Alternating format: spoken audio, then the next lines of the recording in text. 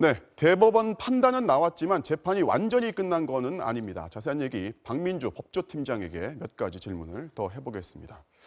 앞에서 반복적으로 얘기를 했지만 가장 궁금한 게요. 이재용 부회장의 운명 어떻게 될지란 말이죠. 다시 구속 수감되지 않고 또 집행유예를 받을 수 있다. 이런 얘기가 나오는데 그 가능성은 어느 정도입니까?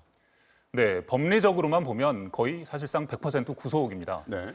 하지만 앞서 보신 대로 판사의 장량 감경으로 집행유예를 받을 가능성, 이걸 수치로 확정하기는 어려운데요. 한마디로 정리하면 가능성이 아주 낮은 건 아니다, 이렇게 말할 수 있겠습니다. 이 장량 감경은 말이 좀 어려운데요. 판사가 본인의 판단에 따라서 형량을 깎아준다는 뜻입니다.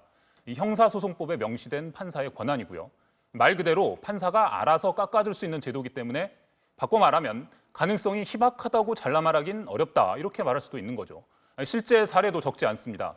여러 재벌그룹 회장들이 이 혜택을 받았는데요. 네. 다만 최근에 이 재벌 횡령 범죄에 엄격한 처벌을 요구하는 사회적 여론이 있는데 이 점은 감안해야 할 것 같습니다. 대법원 판결이 나왔지만 파기환송이 되면서 이게 지금 재판이 완전히 끝난 게 아니란 네. 말이죠. 앞으로 2심 재판, 이제 2심 재판, 고법 판결을 다시 해야 되는데 어떻게 진행되는 겁니까? 네, 일단 세 사람 모두 서울고등법원에서 다시 재판을 받는데요. 오늘 대법원은 한 재판부가 세 사람 사건을 같이 판결했습니다만 앞으로 있을 파기환송심은 다시 세 사람이 각각 다른 재판부로 분리돼서 진행됩니다. 일단 특별한 사정이 없다면 전자배당이 원칙이고요. 서울고등법원이 무작위로 배당해서 세 사람 재판을 담당할 3개의 재판부를 결정하게 될 것으로 보입니다.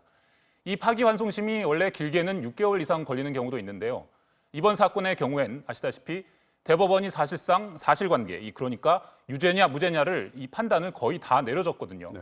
그러니까 6개월 이상 오래 가진 않을 것으로 관측되고 있습니다. 그리고 마지막으로 박근혜 전 대통령하고 최순실 씨 형량에는 뭐 별로 큰 변화가 없을 거다. 이렇게 전망을 하고 있는데 이렇게 보면 됩니까? 네, 거의 그렇게 보셔도 무방할 것 같습니다. 사실 법원 선고 절차상의 문제만 지적했습니다. 이 박근혜 전 대통령 경우엔. 그러니까 기존 유죄가 거의 그대로 확정될 걸로 보이고요.